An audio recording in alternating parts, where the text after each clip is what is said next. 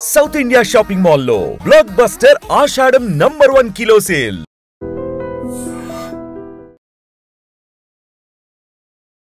విశాఖలోని పోక్సో ప్రత్యేక న్యాయస్థానం సంచలన తీర్పునిచ్చింది. 3 ఏళ్ల చిన్నారిపై అఘాయిత్యానికి పాల్పడిన నేరస్తుడుకు 20 ఏళ్లు జైలు శిక్ష విధిస్తూ పోక్సో ప్రత్యేక న్యాయస్థానం న్యాయమూర్తి పి మంగా కుమారి గారు తీర్పునైతే ఇచ్చారు. ఈ ఘటన 2020 అక్టోబర్ 13వ తేదీన జరిగింది. ఉమ్మడి విశాఖ జిల్లా పెదబైలు మండలం చిన్న వీధికి చెందినటువంటి 17 సంవత్సరాల యువకుడు కుర్ర రంజిత్ కుమార్ ఆడుకుంటున్నటువంటి 3 ఏళ్ల పాపపై అత్యంత దారుణంగా అఘాయిత్యానికి పాల్పడ్డాడు. ఆ పాప ఇంటి పరిసర ప్రాంతాల్లో ఆడుకుంటూ ఉంటే ఆ పాపని ఎత్తుకెళ్ళి ఆమెపై అత్యాచారం చేసినటువంటి దారుణమైన ఘటన ఇది. ఈ కేసుకు సంబంధించి ఇప్పుడు పోక్సో ప్రత్యేక న్యాయస్థానం ఇచ్చినటువంటి తీర్పు నేరస్తుడికి 20 ఏళ్ల జైలు శిక్షతో పాటు బాలికకు 75,000 రూపాయలు చెల్లించాలని, అలాగే రాష్ట్ర ప్రభుత్వానికి కూడా 25,000 రూపాయలు చెల్లించాలని తీర్పునిచ్చారు న్యాయమూర్తి. అయితే ఈ కేసుకు సంబంధించి వివరాలు చూస్తే గనక రాష్ట్ర ప్రభుత్వం కూడా బాలిక కుటుంబానికి నష్టపరిహారం కింద 5 లక్షల రూపాయలు ఇవ్వాలంటూ కూడా న్యాయమూర్తి గారు ఆదేశించడం జరిగింది. అయితే అప్పట్లో ఈ ఘటన ఒక సంచలనంగా మారిందని చెప్పొచ్చు. చాలా కీలకమైనటువంటి ఆధారాలు కూడా లభించడంతో తండ్రి కృష్ణారావు గారు ఇచ్చినటువంటి ఫిర్యాదు మేరకు అప్పటి పోలీసులు కేసు దర్యాప్తు చేసి విచారణ జరిపిన తర్వాత ఇప్పుడు తుది తీర్పు రావటం అనేది కూడా మనం చూస్తూ ఉన్నాం. ఈ కేసుకు సంబంధించి దాదాపు 2020కి సంబంధించిన కేసు ఇప్పుడు 2025లో ఈ తీర్పు అయితే వచ్చింది. ఏదేమైనప్పటికీ కూడా పసిపిల్లలపైన, మహిళలపైన, వృద్ధులని కూడా చూడకుండా పెద్దవారిపైన అఘాయిత్యాలకు పాల్పడుతున్నటువంటి కేసుల్లో పోక్సో ప్రత్యేక న్యాయస్థానం ఇస్తున్నటువంటి తీర్పులను మాత్రం స్వాగతించాల్సిన పరిస్థితి. ఎందుకంటే అయితే ఇమ్మీడియట్ లా లేదు కాబట్టి ఆ తర్వాత దీంట్లో అనేక రకాల కోణాల్లో కీలకమైన ఆధారాలు సేకరించాల్సిన అవసరం ఉంటుంది. అందులో చెప్పుకోలేనటువంటి వయసు 3 ఏళ్ల పాప, ఆ పాప ఎంత సఫర్ అయి ఉంటుందో మనం చెప్పుకోలేం. కానీ ఆ తండ్రి ఇచ్చినటువంటి కంప్లైంట్ ఆధారంగా పోలీసులు కేసు అయితే ఫైల్ చేశారు. సో ఇప్పుడు పోక్సో న్యాయస్థానం తీర్పునిచ్చింది. అయితే అప్పట్లో ఆ పాపని వైద్య పరీక్షల నిమిత్తం చాలా కీలకమైన ఆధారాలు కూడా లభించడం వల్ల చాలా రోజుల పాటు ఆ పాపని వైద్యుల పర్యవేక్షణలోనే ఉంచినటువంటి పరిస్థితి. ఇవన్నీ వింటుంటే ఎంత బాధేస్తోందో కదా.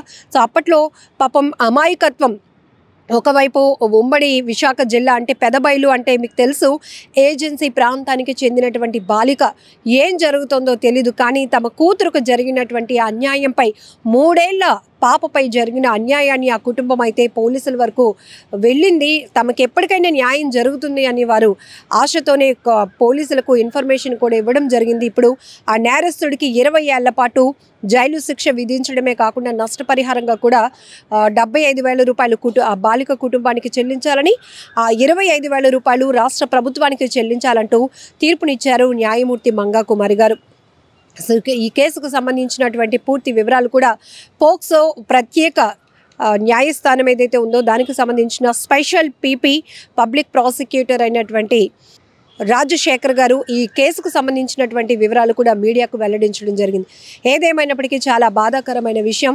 ఇలాంటి ఘటనల్లో పోక్సో న్యాయస్థానం ఇస్తున్నటువంటి తీర్పులు మనం చూస్తూ ఉన్నాం. కానీ ఈ అఘాయిత్యాలు జరగకుండా ఉంటే బాగుంటుంది. ఎందుకంటే పసి పిల్లలని కూడా చూడట్లేదు. హాస్పిటల్స్లోనే ఆ పసిపిల్లల పైన అఘాయిత్యాలు చేస్తున్నటువంటి దృశ్యాలు చూస్తున్నాం, ఈ దారుణాలను చూస్తున్నాం.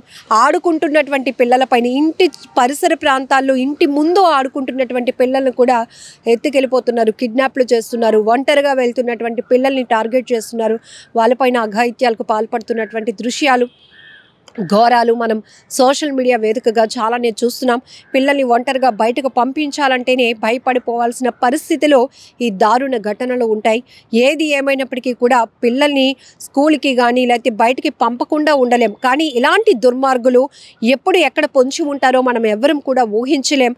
ఈ మధ్య సోషల్ మీడియాలో కూడా ఒక వీడియో వైరల్ అయింది. అది కూడా ఒక పాప స్కూల్ నుంచి నానమ్మ ఇంటికి తిరిగి వెళ్తూ ఉంటే చుట్టూ ఉన్నటువంటి పొదలు గమనించినటువంటి ఒక వ్యక్తి ఆ పాపను వెంబడించి ఆ పాపను అక్కడి నుంచి తీసుకుపోయి అత్యాచారానికి ఒడిగట్టాడు. ఎంత దారుణాతి దారుణమైన ఘటనలు. సాధారణంగా పిల్లల్ని చూస్తేనే ముద్దు పెట్టుకోవాలనిపిస్తుంది, వారిని ఆడించాలని, వారికి ఏమైనా కొనివ్వాలి అనిపిస్తుంది, వాళ్ళ ఫేస్లో ఆనందాన్ని చూడాలని ఆలోచనే కలుగుతుంది. కానీ కొంతమంది దుర్మార్గులు మాత్రం ఇలా దుర్మార్గపు ఆలోచనతో ఉంటారు కాబట్టి పిల్లల పైన కూడా పేట్రేగిపోతున్నారు. వాళ్ళపై అఘాయిత్యాలకు పాల్పడుతున్నటువంటి పరిస్థితులు కూడా చూస్తున్నాం. కాబట్టి చాలా జాగ్రత్తగా ఉండాల్సిన అవసరం కూడా ఉంది. ఎక్కడైనా సీసీటీవీలు ఉంటే ఇలా పిల్లల్ని ఇబ్బంది పెట్టే పరిస్థితులు కొన్ని సీసీటీవీలో రికార్డ్ అవుతున్నాయి. ఇలాంటివి వెలుగు చూడని ఘోరాలు ఇంకా ఎన్నో ఉన్నాయి. సో ఏజెన్సీ ప్రాంతాల్లో కూడా మనం అనేకం చూడొచ్చు. సో ఇప్పుడు ఈ కేసు కూడా 2020 అక్టోబర్ 13న జరిగినటువంటి కేసు. అప్పుడు ఆ 3 ఏళ్ల బాలిక తండ్రి కృష్ణారావు ఇచ్చినటువంటి ఫిర్యాదుతో ఇప్పుడు విచారణ జరిగి కోర్టు, న్యాయస్థానం ఇవన్నీ కూడా అనేక రకాల కోణాల్లో మొత్తం దర్యాప్తు కొనసాగిన తర్వాత 5 ఏళ్ల తర్వాత ఇప్పుడు పోక్సో ప్రత్యేక న్యాయస్థానం ఇచ్చినటువంటి తీర్పు ఇది. ఇలాంటి ఘటనలు ఆగాలి అంటే ఏం చేయాలి, ఇంకా చట్టాలు ఇంకెంత కఠినంగా ఉండాలి, ఇలాంటి నేరస్తుల్ని ఎలా శిక్షిస్తే బాగుంటుంది, మరొకరు ఇలాంటి దారుణాలకు పిల్లలపైన మహిళలపైన అఘాయిత్యాలు పాల్పడటానికి భయపడే పరిస్థితులు ఉంటాయి. మీరేమనుకుంటున్నారో కూడా కామెంట్ బాక్స్లో మెన్షన్ చేయండి. నిజంగా ప్రస్తుతం ఉన్నటువంటి సమాజం దేనికి ప్రయారిటీ ఇస్తుంది? ఆర్థిక సంబంధాల చుట్టూ మాత్రమే తిరుగుతుంది. మళ్ళీ ఎన్నికలంగానే చాలా విరక్తి కలుగుతాను. మంచి అనిపిస్తుంది కదా, లేడీస్ కూడా ఛాలెంజింగ్ జాబ్స్ చేసినప్పుడు చాలా బాగుంటది. ట్రాఫిక్ అసిస్టెంట్స్ గా నియమించిన ట్రాన్స్జెండర్స్ అందరితో సాల్యూట్ చేయించుకుంటున్నారు. ఫుడ్ డెలివరీ ఇవ్వటానికి వెళ్ళినటువంటి డెలివరీ బాయ్ అనిల్ పై కళ్ళ ముందు